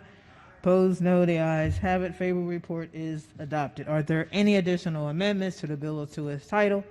Hearing none, the bill is ordered printed for third reading. Clerk, read next bill. House Bill 428, Montgomery County alcoholic beverages licenses, annual fees. Favor of the amendments. Amendment number 1. Recognizing Subcommittee Chair. Move so much to be considered the reading of the amendments. So ordered. Amendment number 1 is technical. Amendment number 2 requires rather than authorizes the county board to refund certain license fees for the 20 to 2021 licensing period and requires the board to waive late fees for that period. Move the amendments, Madam Speaker. Question for the House is the adoption of the amendments. All in favor signify by saying aye. Opposed, no. The ayes have it. The amendments have been adopted. The question now is adoption of the favorable report as amended. All in favor signify by saying aye. Opposed, no. The ayes have it. Favorable report is adopted. Are there any additional amendments to the bill to its title? Hearing none, the bill is ordered printed for third reading. Clerk, read next bill. House Bill 506, Baltimore City alcoholic beverages districts, legislative districting plan references. Favor of the amendments. Amendment number 1. Subcommittee Chair. Move so much to be considered the reading of the amendments. So ordered. Amendment number 1 strikes references to the 47th Legislative District. Move the amendments. Question for the House is the adoption of the amendment. All in favor signify by saying aye. Opposed, no. The ayes have it. The amendment has been adopted. The question now is adoption of the favorable report as amended. All in favor signify by saying aye. Opposed, no. The ayes have it. Favorable report is adopted. Are there any additional amendments to the bill to its title? Hearing none, the bill is ordered printed for third reading. Clerk, read the next bill. House Bill 555, Baltimore County Alcoholic Beverages Class D Beer, Wine, and Liquor Licenses. Favorable amendments. Amendment number 1. Recognizing subcommittee chair. Move so much to be considered the reading of the amendments. So ordered. Amendment number 1 is technical. Move the amendment. Question for the House is the adoption of the amendment. All in favor signify by saying aye. Opposed, no. The ayes have it. The amendment is adopted. The question now is the adoption of the favorable report as amended. All in favor signify by saying aye. Opposed, no. The ayes have it. Favorable report is adopted. Are there any additional amendments to the bill to its title? Hearing none, the bill is ordered printed for third reading. Clerk will read the next bill. House Bill 572, Baltimore City 46th District Alcoholic Beverages Licenses. Favorable amendments. Amendment number 1. Subcommittee chair. Move so much to be considered the reading of the amendments. So ordered. Amendment number 1 is technical. Amendment number 2 authorizes continued sales of distilled products at Sagamore Rye and Port Covington and allows for a new restaurant license in Canton Crossing. Move the amendments. Question for the House is the adoption of the amendment. All in favor signify by saying aye. Opposed, no. The ayes have it. The amendment is adopted. Question now is the adoption of the favorable report as amended. All in favor signify by saying aye. Opposed, no. The ayes have it. Favorable report is adopted. Are there any additional amendments to the bill to its title? Hearing none, the bill is ordered printed for third reading. Clerk will read next bill. House Bill 679, Anne Arundel County Alcoholic Beverages Class MT License. Favorable amendments. Amendment number 1. Recognizing subcommittee chair. Move so much to be considered the reading of the amendments. So ordered. Amendment number 1 is technical. Amendment number 2 adds the screening area to the place where the beer and wine may be consumed, limits the sale of single servings, 2 per day per patron, and prohibits alcohol from being taken out of the licensed premises. Amendment number 3 requires existing movie theaters to renew licenses as Class MT licenses. Move the amendments. Question for the House is the adoption of the amendment. All in favor signify by saying aye. Opposed, no. The ayes have it. The amendment is adopted. Question now is the adoption of the favorable report as amended. All in favor signify by saying aye. Opposed, no. The ayes have it. The favorable report is adopted. Are there any additional amendments to the bill to its title? Hearing none, the bill is ordered printed for third reading. Clerk will read next bill. House Bill 680, Anne Arundel County Board of License Commissioners, Chief Inspector. Favorable amendments. Amendment number 1. Subcommittee chair. Move so much to be considered the reading of the amendments. So ordered. Amendment number 1 removes language on salary schedules and instead sets the annual salary. Move the amendment. Question for the House is the adoption of the amendment. All in favor signify by saying aye. Opposed, no. The ayes have it. The amendment has been adopted. The question now is the adoption of the favorable report as amended. All in favor signify by saying aye. Opposed, no. The ayes have it. Favorable report is adopted. Are there any additional amendments to the bill to its title? Hearing none, the bill is ordered printed for third reading. Clerk will read next bill. House Bill 1100, Hartford County Alcoholic Beverages Gift Basket Permit. Favorable amendments. Amendment number 1. Subcommittee chair. Move so much to be considered the reading of the amendments. So ordered. Amendment number 1 is technical. Amendment number 2 requires a holdover permit to be subject to the alcohol awareness training program. Move the amendments. Question for the House is the adoption of the amendments. All in favor signify by saying aye. Opposed, no. The ayes have it. The amendments have been adopted. The question now is adoption of the favorable report as amended. All in favor signify by saying aye. Opposed, no. The ayes have it. Favorable report is adopted. Are there any additional amendments to the bill to its title? Hearing none, the bill is ordered printed for third reading. Clerk, read next bill. House Bill 1136, Anne Arundel County Alcoholic Beverages Licenses, Annual Fees. Favorable amendments. Amendment number 1. Subcommittee chair. Move so much to be considered the reading of the amendments. So ordered. Amendment number 1 is technical. And amendment number 2 clarifies what happens if insufficient funds are available to fully reimburse these license holders. Move the amendments. Question for the House is the adoption of the amendment. All in favor signify by saying aye. Opposed, no. The ayes have it. The amendment has been adopted. The question now is adoption of the favorable report as amended. All in favor signify by saying aye. Opposed, no. The ayes have it. Favorable report is adopted. Are there any additional amendments to the bill to its title? Hearing none, the bill is ordered printed for third reading. Clerk will read next bill. House Bill 1151, Howard County, Class A alcoholic beverages licenses, quota by election district. Favorable amendments. Amendment number 1. Subcommittee Chair. Move so much to be considered reading of the amendments. So ordered. Amendment number 1 is technical. Amendment number 2 authorizes Board of Licensing Commissioners to issue 6 Class A licenses in each election district in the county and authorizes the board to issue more than 6 Class A licenses if the total number of Class A licenses in an election district doesn't exceed the Class A license of any type of every 4,000 residents of the election district. Move the amendments.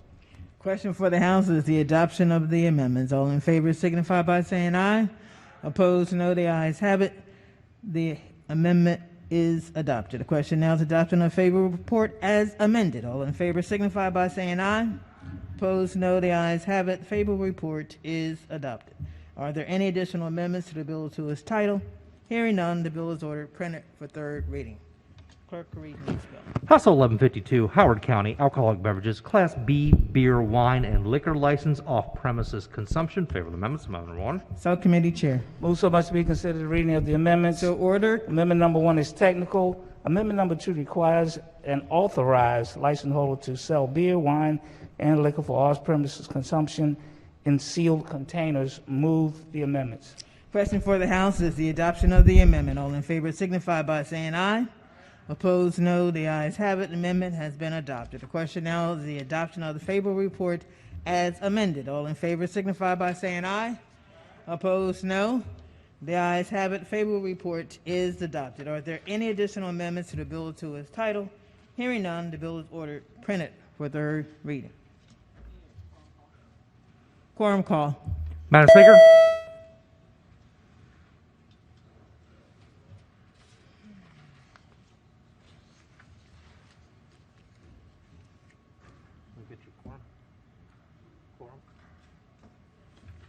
Clerk will take the call. There being 134 members present, House is still in session. Calendar of third reading, House Bills number 40. Clerk will read the first bill. House Bill 50, Landlord and Tenant Residential Leases, Tenant Rights and Protections, Tenant Protection Act of 2021. Is on third reading and final passage. Is there any debate? If not, clerk will call the roll. Madam Speaker.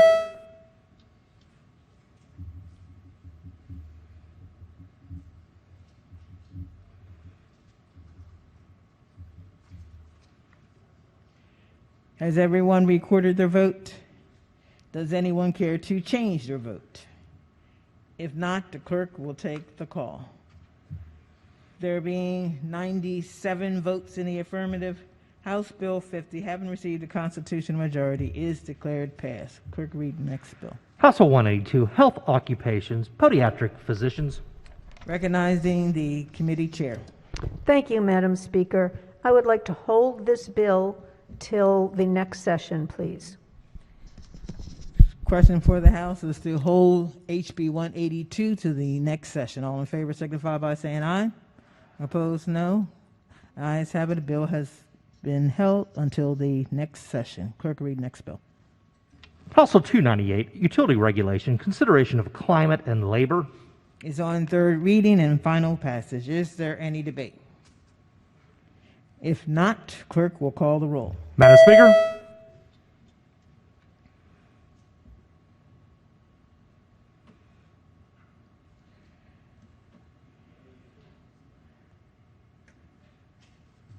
Has everyone recorded their vote?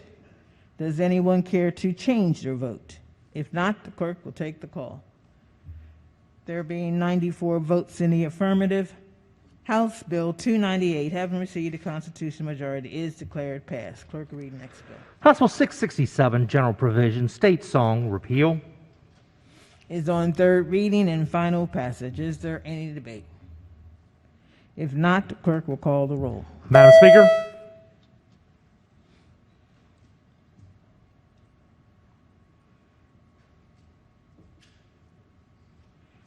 Has everyone recorded their vote?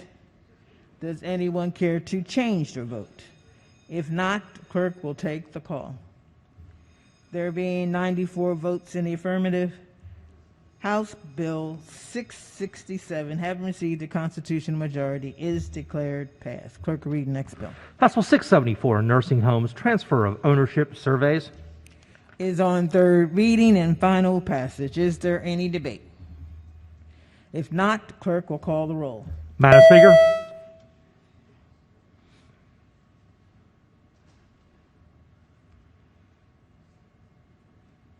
Has everyone recorded their vote? Does anyone care to change their vote? If not, the clerk will take the call. There being 133 votes in the affirmative, House Bill 674, having received the constitutional majority, is declared passed. Clerk will read next bill. House Bill 945, Human Services Critical Medical Needs Program, application for assistance. Is on third reading and final passage. Is there any debate? If not, the clerk will call the roll. Madam Speaker.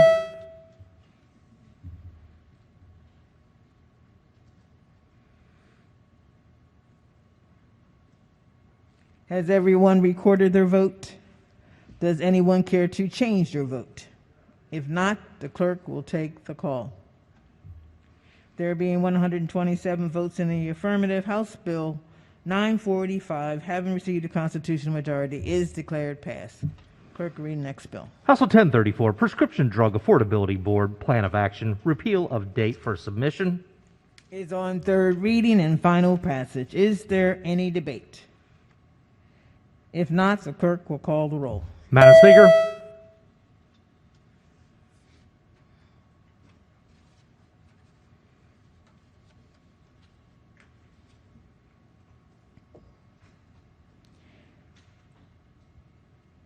Has everyone recorded their vote?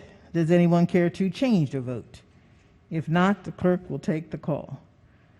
There being 121 votes in the affirmative, House Bill 1034, having received a constitutional majority, is declared passed. Calendar of third reading, House Bills number 41. Clerk will read the first bill. House Bill 540, Interstate Occupational Therapy Licensure Compact. Is on third reading and final passage. Is there any debate? If not, the clerk will call the roll. Madam Speaker.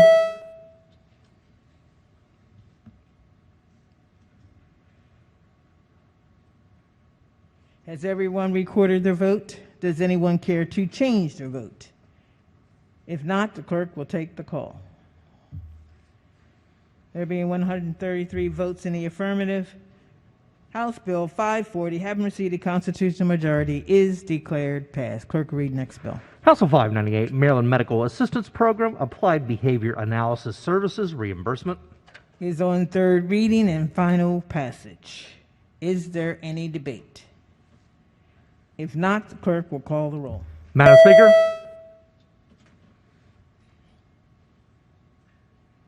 Has everyone recorded their vote?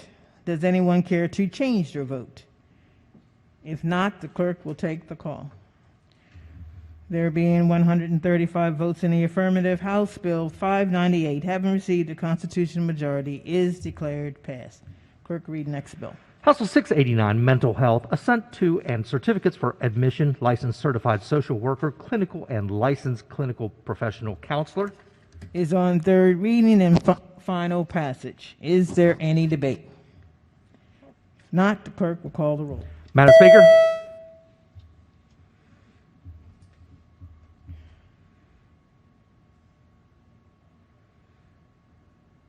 Has everyone recorded their vote? Does anyone care to change their vote? If not, the clerk will take the call. There being 133 votes in the affirmative, House Bill 689, having received the constitutional majority, is declared passed. Clerk, read next bill. House Bill 736, Interstate Licensed Professional Counselors Compact. Is on third reading and final passage. Is there any debate? If not, the clerk will call the roll. Madam Speaker.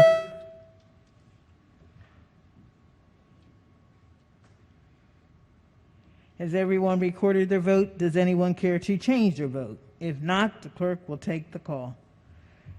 There being 135 votes in the affirmative, House Bill 736, having received a constitutional majority, is declared passed. Clerk, read next bill. House Bill 983, Nursing Homes, COVID-19, and Other Catastrophic Health Emergencies, visitation.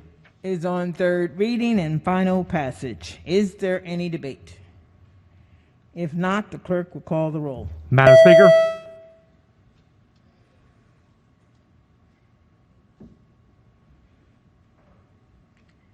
Has everyone recorded their vote? Does anyone care to change their vote? If not, the clerk will take the call. There being 135 votes in the affirmative, House Bill 983, having received a constitutional majority, is declared passed. Clerk, read next bill. House Bill 1004, Financial Institutions, Commissioner of Financial Regulation, Credit Union Power. Is on third reading and final passage. Is there any debate? If not, the clerk will call the roll. Madam Speaker.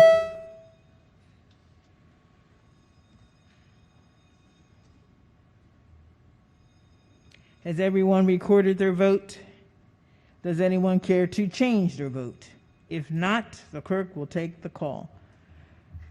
There being 100 votes in the affirmative, House Bill 1004, having received a constitutional majority, is declared passed. Clerk, read next bill.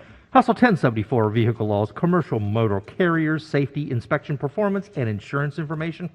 Is on third reading and final passage. Is there any debate? If not, the clerk will call the roll. Madam Speaker.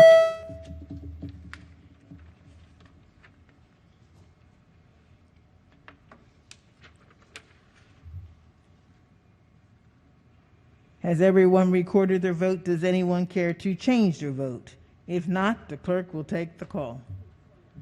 There being 122 votes in the affirmative, House Bill 1074, having received a constitutional majority, is declared passed. Calendar of third reading, House Bills number 42. Clerk will read the first bill. House Bill 5, Cemeteries, Perpetual Care, Distribution from Perpetual Care Trust Fund. Is on third reading and final passage. Is there any debate? If not, the clerk will call the roll. Madam Speaker.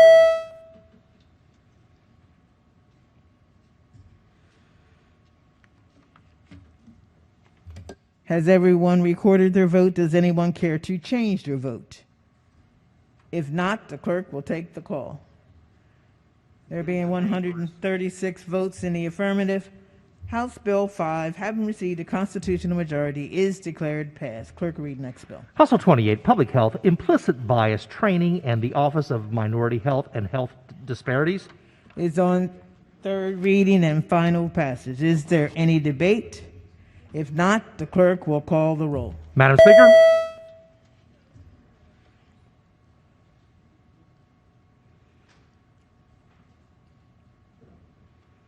Has everyone recorded their vote? Does anyone care to change their vote? If not, the clerk will take the call. There being 99 votes in the affirmative, House Bill 28, having received a constitutional majority, is declared passed. The clerk will read the next bill. House Bill 41, Maryland State Bank Task Force Establishment. Is on third reading and final passage. Is there any debate? If not, the clerk will call the roll. Madam Speaker.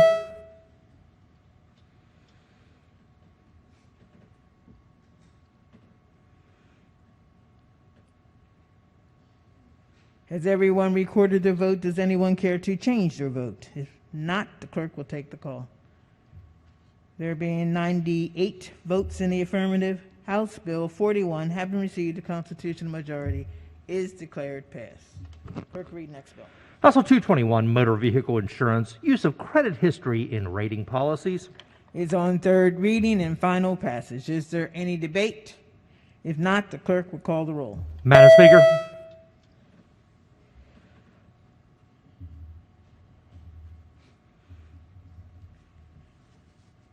Has everyone recorded their vote? Does anyone care to change their vote? If not, the clerk will take the call. There being 101 votes in the affirmative, House Bill 32, having received a constitutional majority, is declared passed. Clerk will read next bill.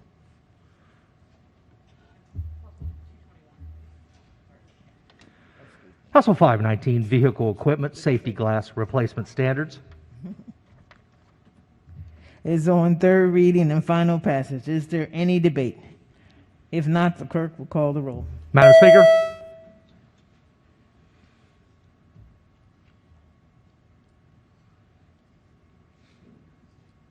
Has everyone recorded their vote? Does anyone care to change their vote? If not, the clerk will take the call. There being 128 votes in the affirmative, House Bill 519, having received a constitutional majority, is declared passed. Clerk, read next bill. House Bill 860, State Planning, Preservation of Agricultural Land Goal. Is on third reading and final passage. Is there any debate? If not, the clerk will call the roll. Madam Speaker.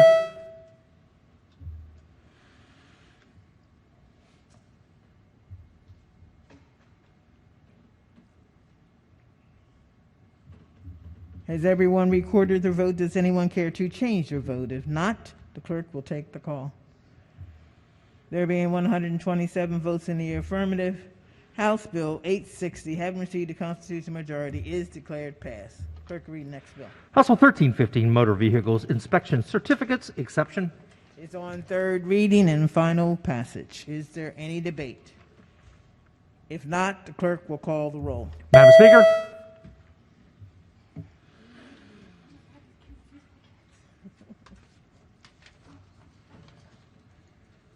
Has everyone recorded their vote? Does anyone care to change their vote? If not, the clerk will take the call. There being 136 votes in the affirmative, House Bill 1315, having received a constitutional majority, is declared passed. Calendar of third reading House Bills number 43. Clerk, read first bill. House Bill 78, Public Health, Maryland Commission on Health Equity, the Shirley Nathan Pulliam Health Equity Act of 2021. Is on third reading and final passage. Is there any debate? If not, the clerk will call the roll. Madam Speaker.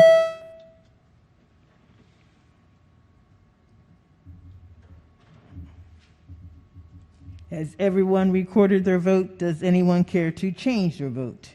If not, the clerk will take the call.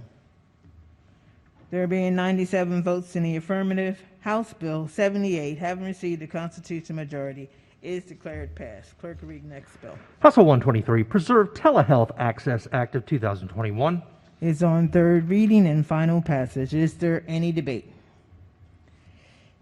If not, the clerk will call the roll. Madam Speaker.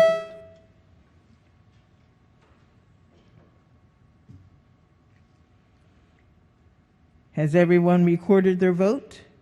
Does anyone care to change their vote? If not, the clerk will take the call.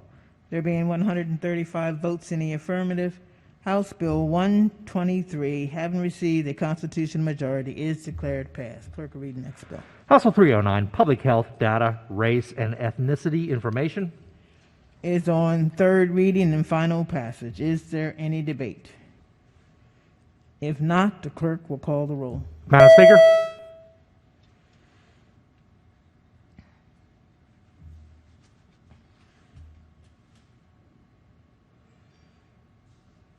Has everyone recorded their vote? Does anyone care to change their vote? If not, the clerk will take the call. There being 128 votes in the affirmative, House Bill 309, having received a constitutional majority, is declared passed. Clerk will read the next bill. House Bill 333, Marine Contractor License, Performance of Services, Licensing Requirements, and Fees.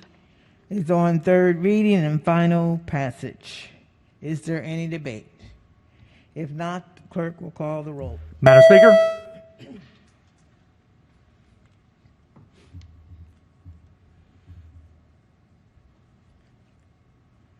Has everyone recorded their vote? Does anyone care to change their vote? If not, the clerk will take the call. There being 136 votes in the affirmative, House Bill 333, having received constitutional majority, is declared passed. Clerk, read next bill. House Bill 812, 211, Maryland, Mental Health Services Phone Call Program, the Thomas Bloom Raskin Act. Is on third reading and final passage. Is there any debate? If not, the clerk will call the roll. Madam Speaker,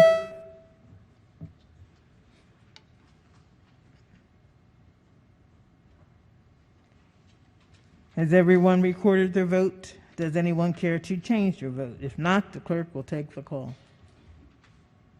There being 136 votes in the affirmative, House Bill 812, having received a constitutional majority, is declared passed.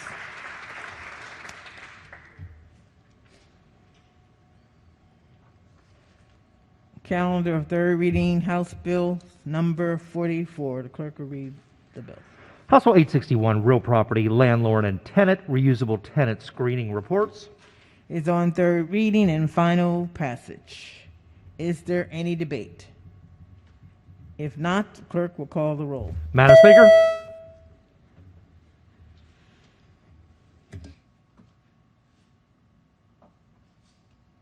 has everyone recorded their vote? Does anyone care to change their vote? If not, the clerk will take the call. There being 136 votes in the affirmative, House Bill 861, having received a constitutional majority, is declared passed.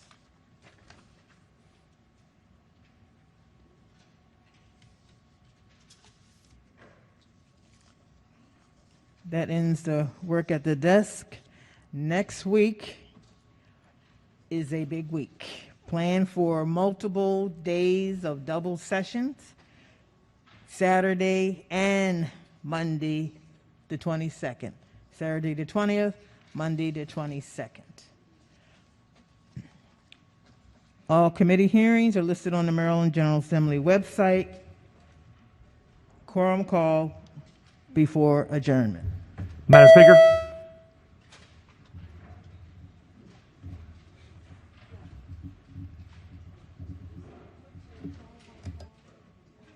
has everyone recorded their presence? The clerk will take the call.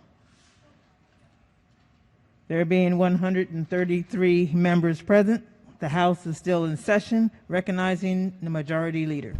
Thank you, Madam Speaker. I move that the House stand adjourned until Tuesday, March 16th at 10 a.m., Legislative Day, March 5th.